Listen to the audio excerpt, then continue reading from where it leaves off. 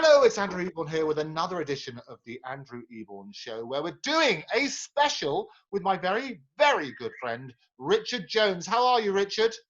Never met you, don't know who you are. And I thought you were the other Richard Jones. It's funny how that happens. Yeah, And we talk about doing a special, and what I love about the particular segments when we look at history and some of the things that you've been doing with guided tours around London and ghost hunting and so on and so forth. And many, many people have written in to try and find out the truth about Jack the Ripper. So that was me. I wrote in a special little program where you can give a glimpse into the real man or woman who Jack the Ripper was. Tell us a bit more. Well, the honest truth is there's not a great deal to tell because we don't know who Jack the Ripper was. That's the end of that. So, what a short episode. Let's move on. So, what's our next subject? Yes, the next subject is the meaning of life. Jack the Ripper. So, start from the beginning because a lot of people, and there's a lot of rumors for ages and ages. Some people say he or she was never caught. They say that the rumors are out there were completely false. What do you know, and where in London should we be looking? Well, if you want to look for Jack the Ripper, you've got to go to Whitechapel. That's where the murders took place. They took place in the autumn of 1888. So we're talking about what's generally accepted to be a period of about 12 weeks, from August 1888 through to November 1888. And there were they're called the canonical 5 victims, but the story is there were 5 victims: Mary Nichols, Annie Chapman, Elizabeth Stride, Catherine Eddowes, and Mary Kelly. And the point about the murders, or the reason they're so famous, is because they were just the Whitechapel murders. I mean, there were murders that took place in Whitechapel, but then somebody sent a letter into a central news office the central news office on New Bridge Street, and that was the famous Dear Boss letter, and that was signed Jack the Ripper. And when that name, the police at the time were getting criticism, and so what they did was they thought this letter might be genuine, so they released it. And when that name entered the public domain, Jack the Ripper, it was a marketer's dream. The newspapers seized on it, the public seized on it, history seized on it, and consequently it turned 5 East End murders into an international phenomenon, and it catapulted the unknown miscreant responsible for the killings into the realm of legend. So it really was sort of playing around with, here's your headline, I'm going to call, and so whoever the Ripper was, called themselves Jack the Ripper. It wasn't the other way around. It wasn't the press coming up with a name, which often happens. Funny you should say that, because we have to make a distinction now between the Whitechapel murderer and Jack the Ripper. Jack the Ripper never existed. There never was a Jack the Ripper. That letter was probably written by a journalist. We don't know. Well, the police had suspicions of which journalist had sent the letter, but Robert Anderson, who was the assistant commissioner at the time, said that it was the work of an enterprising London journalist known to senior Scotland Yard detectives. So the name Jack the Ripper was made up by a journalist. So there never was a Jack the Ripper. Jack the Ripper is the man who never was. Yes, there was a Whitechapel murderer.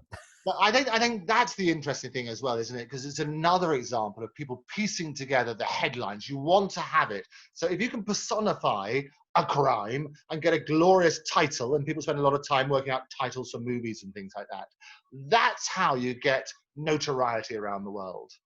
Exactly. And the other thing is that the press were just finding their way at the time. So consequently, you had lots and lots of daily newspapers, and the newspapers needed to compete. They needed to sell newspapers. And what they found out was that the murders sold newspapers. So consequently, you had, for this 12-week period, you had journalists from all over the world converging into Whitechapel. And it gives us a snapshot that I can't think of any other period in history where this happens, where you've actually got international journalists coming to Whitechapel. You've got British journalists, they're reporting, they're meeting the people, and we're getting, if you like, this mirror, this look, this window into 12 weeks in a specific part of London, one of the most poverty-stricken, crime-ridden parts of London, over that 12-week period in 1888. And I can't think of any other period in history where you have that. Yeah, and it is fascinating because nowadays we all realise that bad news sells. And it was P.T. Barnum who said, if you want to draw a crowd, start a fight. So there's nothing worse than spreading all over the newspaper terrible news.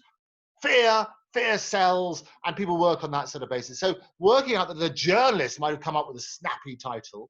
Do we know the content? I mean, is that letter still available? Can people... It is. You can even find it on my website if you wish. Ah, you see, I thought I'd give you a plug. I've seen it. Yes, it's Who's your commitment? What does it it's say? What does the letter say? the letter says, "Dear boss, I keep on hearing the police have caught me. They won't fix me just yet. I have laughed when they looked so clever and talked about being on the right track. That joke about leather apron gave me real fits." And then he goes on to boast, "I am down on whores and I shan't quit ribbing till I do get buckled." Talks about having saved some of the proper red stuff in a ginger beer bottle to write with over the last job, but it went thick like glue and I can't use it. Curses. Red ink is fit enough, I hope, haha. And then he goes on to say, "Keep this back to let a bit more work, then give it out straight." And then you get the good luck, yours truly, Jack the Ripper. And then there's a chilling PS. Don't mind me giving the trade name this time. It wasn't going to post this before I got all that red ink off my hands. Curse it. No luck yet. They say I'm a doctor now. Haha. And so that's a précis of the letter. It goes into a lot more boastful terms. Talks about clipping off the next victim's ears just for the jolly, wouldn't you? So it's a horrible letter. But it was a letter, and what the letter did was spark off a national pastime, because the police released it, which, as it transpired, was a mistake because it didn't come from the killer.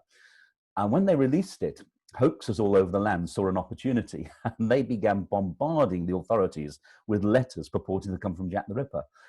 So the police now had to investigate all this correspondence, and most of it was just completely from just, I wouldn't say nutters, because the ones who were arrested for sending letters turned out to be quite respectable local people and just saw it as a huge joke. And that's always been the problem about copycats or people just wanting that sort of notoriety. You mentioned about the joke about the leather apron. What was that joke? The joke about leather apron was very early on in the investigation. The police started interviewing the women or the prostitutes living in the Evil Quarter Mile, which was the section around Commercial Street. It was a section of streets such as Thrall Street, Flower and Dean Street. And very early on, they started telling the police about this character called Leather Apron, who was running an extortion racket amongst them. And his favourite threat was to pull out a knife and threaten to rip them apart. And as far as they were concerned, this was the man they were after. But unfortunately, they couldn't tell the police anything about him. They said he habitually wore a leather apron, which is why they give him the nickname. They said he sometimes wore a deerstalker hat. But aside from that, they couldn't tell him anything about. And then one of the police's own, the wonderfully named Sergeant William Thick, stepped forward and said, "Well, everybody knows who Leather Apron is." I don't know if he talked like that, but everyone knows who Leather Apron is. When they talk about that, they're talking about John Pizer. So they had this name, John Pizer, now. What happened, though, was the newspapers found out about this suspect, and they started blazing these lurid headlines about the Leather Apron being the only character sought in connection with the recent Whitechapel murders. And the tragedy of it then was that the Leather Apron, the 1880s had seen a huge influx of Jewish refugees coming in from Eastern Europe into the East End of London. You had the pogroms in Russia, Poland and Romania, and they'd come into the East End of London. And the garment they often wore at work was the leather apron. So when the press began demonizing the leather apron, it sparked off a lot of anti-Semitism in the area, and lots of anti-Jewish graffiti was put up. There were riots in the wake of one of the murders. Innocent Jews were beaten and barracked in the streets. And the police faced the alarming prospect they were going to have a pogrom in the East End. So they flooded police into the area to try and control the anti-Semitism and to keep order. And that's why the police, from that point on, there's a very important clue, we'll come to this later, but Sir Charles Warren, who's the Metropolitan Police Commissioner, he actually erased a message which directly implicated the Jewish residents of Whitechapel. And it is extraordinary how people will latch onto that, because as soon as you start hitting the headlines, all of the theories and speculation, and there is a backlash. There's always a backlash, isn't there? Very much so. And it's sadly you see it today. They always go. It's always. I often say to people, take a copy of the Daily Mail from today, and then take a copy of another newspaper from 1888 when they're talking about the problems of immigration, and you'd hardly be able to tell them apart. The same arguments we're having today were being had in 1888. We just never learn. Yeah, and I think that's what we talk about, and it's a common theme which I love exploring. So history always repeats itself, but we never learn the lessons of history. And when you look at journalism, when you look at even the pandemic, which we've got now, and we will go back through history, you can see there's a pattern each time. And people sort of turn around, we either have very, very short memories, or we like to just regurgitate. History always repeats itself. And you never actually learn those lessons. Why do you think that is? I think it's quite simply because we just don't learn. We're not prone to learn. We all have prejudices within us. There's prejudice. Some of us more than others, and consequently, as we're seeing with social media today, and the Russia problem when we're talking about the Russian interference in the ballot, and the government come up and they say, oh no, Russia didn't interfere in the ballot. Yeah, they probably didn't interfere directly in the ballot, but what they did do was start putting out misinformation, blaming other people, and immigration. I mean, there's so much immigration was at the center of those debates. And of course, if you then can, if you're a newspaper or social media and you can key into people's deeply held prejudices, then those people think, yeah, they're speaking my language. And consequently, you then get people saying, yeah, well, and in a way, and I hate to say it, but in a way, it's radicalization. People are being radicalized and were being radicalized and not realizing they've been radicalized. It happens to, it happens with other communities. It doesn't happen with our community. And yet they realize exactly the same things happening in their community, thanks to the newspapers focusing on what they suspect or is there in the back of their minds. And of course, the more you do it, the more you drip out this information, drip feed this information, there's always going to be that little nagging doubt in the back of your mind that says, yeah, I've heard something. Yeah, that makes sense. That makes sense. And then the conspiracy theories start. Yeah, and we're fascinated. We're digging deeper into conspiracy theories and so on and so forth. But the reality is the first victim of war is the truth, isn't it? Very much so, and the first victim when some of the newspapers get involved is the truth as well, and this happened in 1888. There was first of all there was all sorts of things being talked about, and as I say, this was big. The newspapers then seemed to have realised that they'd pushed it a bit too far, and they started taking a step back. And so when Annie Chapman, who's the second victim, gets murdered, what then happens is you start to get the newspapers showing concern and sympathy for the victims. You get this one that there's an article in the Telegraph just after Annie Chapman's murder that speaks about her nickname was Dark Annie, and it says Dark Annie's spirit will not walk in vain if we can learn from her death. This was a woman who she didn't have the money to pay fourpence for a common lodging house bed that night, and for that reason she went out to the streets, and whatever happened, she was murdered by the killer who we know as Jack the Ripper, and it was for the sake of fourpence. And then people started to think, well, should we really have people who really, they've got nowhere to sleep, so they go out and they risk being murdered by Jack the Ripper or the Whitechapel murderer? You can see the pattern where there's sort of titillation to start with, where you have the journalist who coins the phrase Jack the Ripper, to actually the public being sort of taken and saying, actually, there's an issue here about people going out on the streets, sleeping rough, as it were, with very, very little money, and the social implications of that sort of side. Oh, very much so, yeah. And the other thing to remember was that the upper classes, well, the middle to upper classes, were quite fascinated by Whitechapel because it was there's a very famous story about Jack London, who wrote this wonderful book. It's not wonderful, it's a horrible book. It's the only book that makes you want to take a shower after every chapter. But he went into the East End of London in the early 1900s, and he lived the life of a vagrant, living in the workhouses and getting jobs. And he said he went to Thomas Cook at Ludgate Circus, and he said, look, I want a guide to take me around the East End of London. And they said, what? They said, we can take you to Egypt, we can take you to Africa, but who'd want to go to the East End of London? But the fact is that the middle classes have been fascinated by, right on the doorstep, you had this other world of Whitechapel. And so consequently, there were what were called slum tours. I think Punch came up with the headline, all aboard the slummy bus. And people actually went on tours to say they'd been and seen the poor in the East End of London in their natural habitats, a bit like David Attenborough going into the East End of London and reporting back on them. So there's great fascination with Whitechapel, and it's almost by design. The murders actually took place in the area people were already fascinated by as well, which is another reason why it got so much coverage.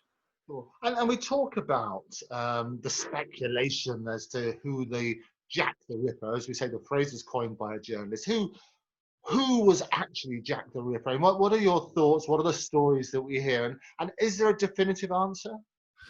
There's only one thing, Andrew, I can say with any degree of certainty about Jack the Ripper, and that's it. It wasn't me. Okay. Well, that's a relief. Well, that means it could be me, but it wasn't me either. It wasn't you. No, the honest truth is we'll never know for certain. The reason we won't know for certain is because the evidence has all disappeared. So we haven't got any evidence. So a lot of the cases now, when we come up with people they'll tend to take a suspect and then they'll make the facts fit the suspect.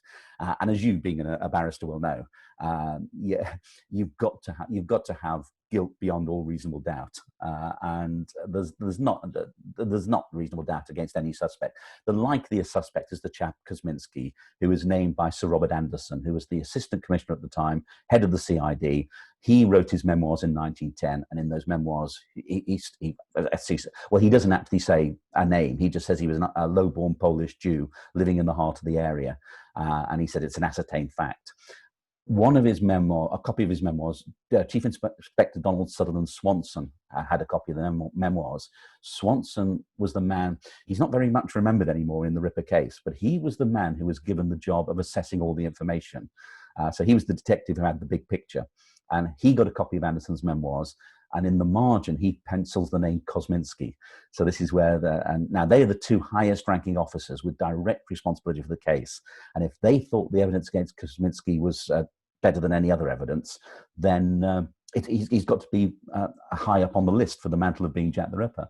But the problem is we don't have their evidence. And as you'll know as a barrister, if I go into court and I've got no evidence, then it's a slam dunk. They're going to be released. Absolutely, and as you say, what happens is, without the benefit of hearing the arguments both sides, all you've effectively got are two people speculating that it could be one person and one man. I know there've been other suggestions that it could have been a woman, it could have been that, it could have been various, and so on and so forth.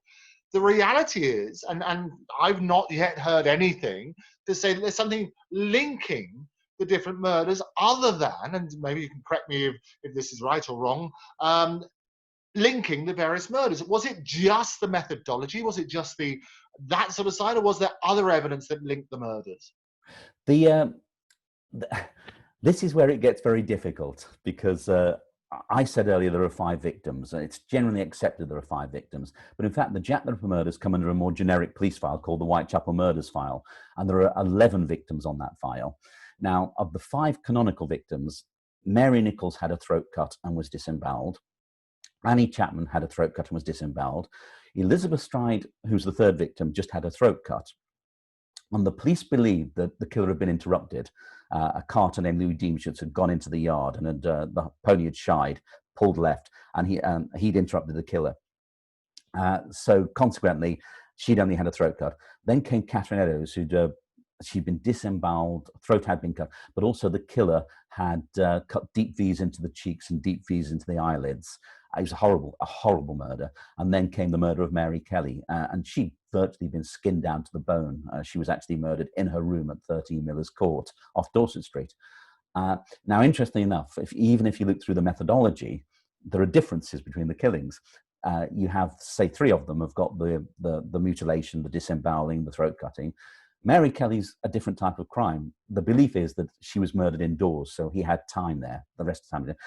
Elizabeth Stride possibly wasn't a victim of Jack the Ripper. Elizabeth Stride was possibly a victim of a domestic abuse. There was a witness called Israel Schwartz who saw her being attacked by a man 15 minutes before her body was discovered, just outside the yard where the body was discovered.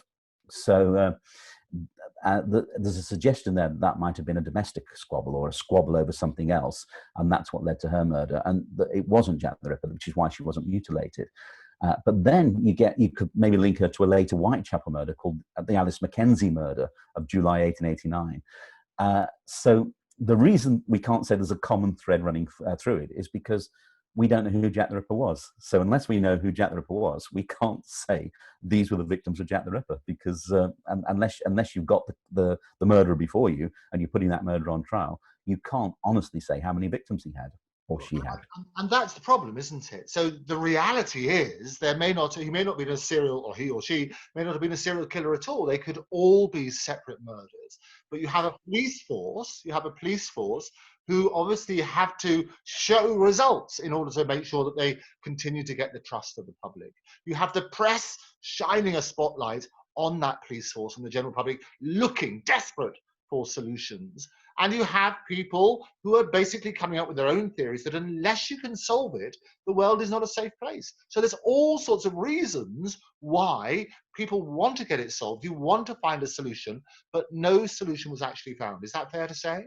That is, I mean, there's lots of solutions that people have come up with since. The police were they were under immense pressure at the time to get results, and the problem we have today as well. We've got a big problem today in that we're very focused on the Jack the Ripper crimes, and to actually listen to a lot of people talk, you think those are the only crimes the police had to deal with, but the police were dealing with not just the Jack the Ripper murders. I mean, the Fenian campaign was going on. There was a bombing campaign going on in London throughout the 1880s.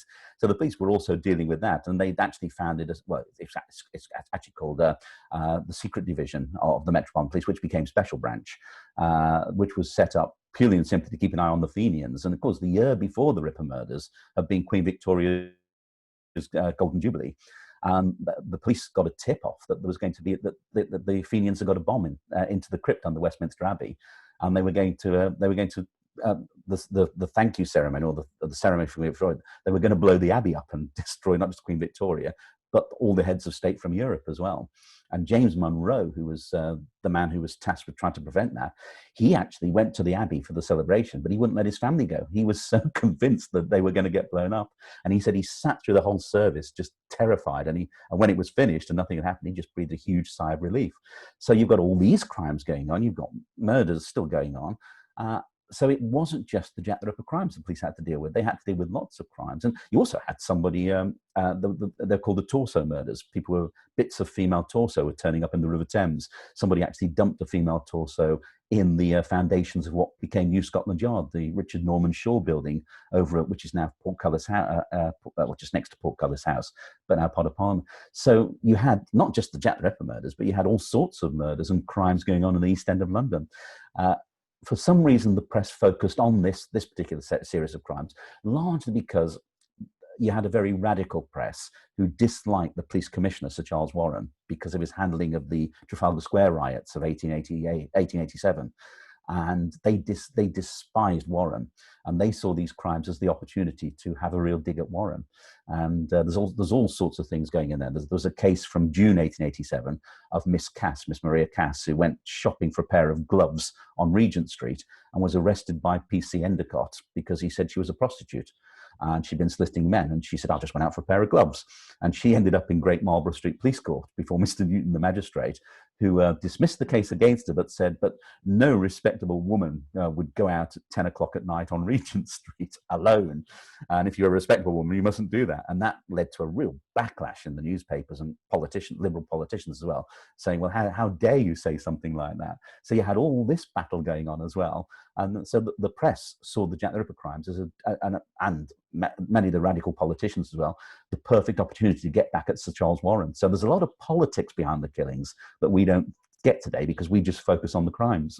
Absolutely. And I think this is when we talk about history repeating itself, because always that battle about whenever you hear a report, question why the person is writing that report from that particular angle. And if you can establish that, and as you say, there was a battle between the politicians and the police and the press and so on and so forth. It's an ongoing battle, isn't it?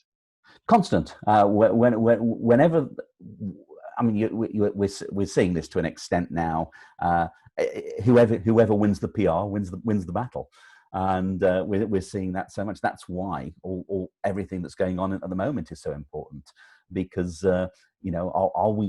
are things going on that we don't know about? Are things being talked about? And of course, when you get that vacuum of facts, that's when the conspiracy nuts and conspiracy theorists step into the void, and they can create all sorts of things. And then it comes down to the spread of misinformation. People will see something that's brought up by a conspiracy theorist and work on that sort of basis. Well, Richard, it's been absolutely fascinating. We'll take a quick break and then we'll come back with you straight after this.